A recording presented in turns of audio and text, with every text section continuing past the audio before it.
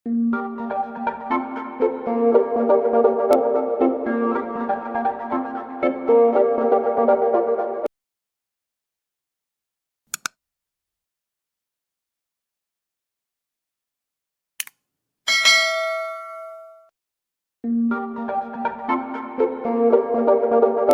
everyone, welcome back to my YouTube channel. Today's topic is pharmacopoeia and pharmacy. ये homeopathic pharmacy के का first chapter है और मैं बुक यूज़ कर रही हूँ मंडल एंड मंडल की. और ये बुक का कवर है, फ्रंट कवर, और ये पहला चैप्टर है. तो सबसे पहले फार्माकोपिया क्या होता है. तो pharmacopoeia is a word which is Greek word, derive हुआ है ग्रीक वर्ड से फार्माकॉन, जिसका मीनिंग होता है ड्रग. और पियोन का मतलब होता है टू मेक, मतलब ड्रग को बनाना इज़ अ फार्माकोपिया. सो इसके बाद में है definition. So it is a supreme authority book published by an authoritative book है published by authority of government of any country which deal with the scientific fact and logical attitude of rules and regulations of a standardization of drug substance or containing direction collection drug material from the different sources for preparing and preserving combining of various drug. Means की एक supreme authority book है जो publish की जाती है किसी भी government, मतलब इसको गवर्नमेंट ही पब्लिश करेगी किसी भी कंट्री के, जो कि डील करती है साइंटिफिक फैक्ट और जो logical attitudes of the drug हैं वो.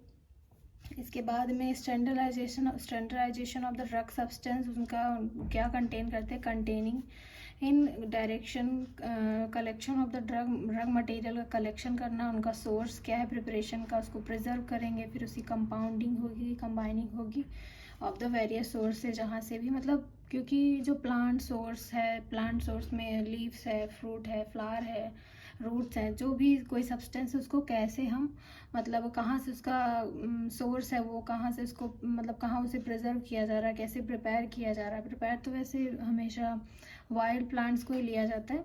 एंड उसकी कंबाइनिंग की जाती है वेरियस मतलब जो वेरियस ड्रग जहाँ जहाँ से लिए गए हैं वहाँ से. इसके बाद में ये पूरा पार्ट आता है. इस पार्ट को वैसे तो पढ़ सकते हो अगर आप खुद चाहो तो, क्योंकि इसमें दिया हुआ है कि एक्सटर्नल एप्लीकेशन उसमें जो डाले जाते हैं, प्रिस्क्रिप्शन राइटिंग, पोसोलॉजी, मोनोग्राफ, इसके बारे में आगे पढ़ेंगे. पर ये मतलब अगर पेपर के बेस से देखा जाए तो मेन डेफिनेशन इसकी ये हो गई, यहाँ तक इसकी मेन डेफिनेशन है, यहाँ तक. और जो जैसे मैंने प्रिपेयर किया था.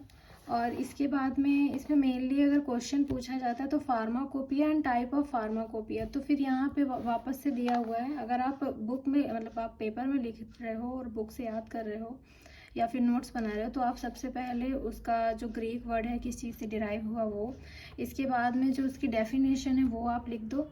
इसके बाद में टाइप ऑफ फार्माकोपिया, तो यही मेनली पूछा जाता है कि कितने टाइप के फार्माकोपिया है. क्वेश्चन पेपर में यही आता है फर्स्ट ईयर के एग्जाम में फार्मेसी में. तो type of pharmacopoeia, two type of pharmacopoeia present. Official pharmacopoeia जो होगी वो पब्लिश की जाएगी किसी भी गवर्नमेंट या मतलब अथॉरिटी, गवर्नमेंट कहीं की, मतलब किसी भी कंट्री की गवर्नमेंट और authority of the government of a country, मतलब किसी भी कंट्री की जो गवर्नमेंट पब्लिश करेगी उसे हम ऑफिशियल फार्माकोपिया कहेंगे. और अनऑफिशियल फार्माकोपिया ये पब्लिश की जाएगी किसी पर्सन से और फार्मास्यूटिकल कंपनी से और अदर गवर्नमेंट से, मतलब जो नॉन गवर्नमेंट ऑर्गेनाइजेशंस होती हैं अगर वो पब्लिश करती हैं, वो कोई पर्सन या फार्मास्यूटिकल कंपनीज इसको पब्लिश करती हैं, तो वो अनऑफिशियल फार्माकोपिया कहलाता है. होप कि आपको समझ में आ रहा होगा. इसके बाद में first recognisation of recognised pharmacopoeia, तो आप चाहो तो फिर से इसको अपने नॉलेज के लिए पढ़ सकते हो. ज़्यादा कुछ नहीं दिया हुआ है, आप पढ़ सकते हो इसको अपने से, लेकिन पेपर में ये पूरा नहीं लिखते हैं, मतलब मैंने तो नहीं लिखा था, तो मैं अपने ही हिसाब से बता रही हूँ कि क्या मतलब इम्पोर्टेंट है और आपको क्या पढ़ना है. इसके बाद में father of pharmacopoeia doctor Karl W Caspari, 1798 और 1828. Of Leipzig Germany. आपको ये चीज़ याद रखना है क्योंकि अब तो ऑब्जेक्टिव क्वेश्चंस को भी डाल दिया गया है, तो ये भी पूछ सकता है कि किन्होंने मतलब वो कौन है फादर ऑफ होम्योपैथिक फार्माकोपिया। तो ये इम्पॉर्टेंट है थोड़ा, आप इसको देख सकते हो, ये याद रखना है। इसके बाद में history and development of homoeopathic pharmacopoeia, तो इसको भी आप अपने से पढ़ सकते हो। पूरी हिस्ट्री दी हुई है कि मतलब फर्स्ट होम्योपैथिक फार्माकोपिया किसने दी थी। तो फर्स्टली जो है यहाँ पे homoeopathic pharmacopoeia doctor Karl W Caspari Leipzig Germany in 1825 इनका दिया हुआ है कि इन्होंने सबसे पहले दी। हालांकि ये चीज़ें क्वेश्चन जो हैं पेपर में नहीं पूछी जाती, और मैं यही सोच के मतलब बना रही हूँ वीडियो कि जो भी देखने आएंगे मतलब उनको सिर्फ पेपर के बेस पे क्या इम्पोर्टेंट है वो देखना चाहते हैं कि पेपर में वो क्या लिख के आएंगे। सो आगे स्टार्ट करते हैं। यहाँ then type of homoeopathic pharmacopoeia, तो type of homoeopathic pharmacopoeia, official pharmacopoeia मतलब किन किन कंट्रीज़ की फार्माकोपिया ऑफिशियल है। तो ये German homoeopathic pharmacopoeia, British homeopathic pharmacopoeia, United state की फार्माकोपिया, और Indian homeopathic pharmacopoeia and French homeopathic pharmacopoeia. फिर नॉन होम्योपैथिक फार्माकोपिया कौन कौन सी हैं, तो इसमें एम भट्टाचार्य एंड को homeopathic pharmacopoeia, encyclopedia homeopathic pharmacopoeia जो पी एन वर्मा, और इन homeopathic pharmacopoeia, Pakistan homeopathic pharmacopoeia and Mexican homeopathic pharmacopoeia जो है वो अनऑफिशियल फार्माकोपिया के अंदर आते हैं। तो ये टाइप हो गए। अगर पेपर में पूछता है तो सबसे पहले आप इसको लिखोगे कि ग्रीक वर्ड में एटमोलॉजी क्या है वो लिखोगे। इसके बाद में डेफिनेशन, फिर टाइप ऑफ की ऑफिशियल अनऑफिशियल होती हैं। इसके बाद में आप टाइप ऑफ होम्योपैथिक फार्माकोपिया, और ये फादर ऑफ होम्योपैथिक फार्माकोपिया भी याद रखना क्योंकि ये पूछता है एग्ज़ाम के अंदर। अगर ऑब्जेक्टिव क्वेश्चन आएंगे ही तो उसमें पूछता है। इसके बाद में फार्माकोपिया मतलब German homoeopathic pharmacopoeia, British homeopathic pharmacopoeia, US homeopathic pharmacopoeia, और देन फिर दिया Indian homeopathic pharmacopoeia and French homeopathic German homoeopathic pharmacopoeia 1825।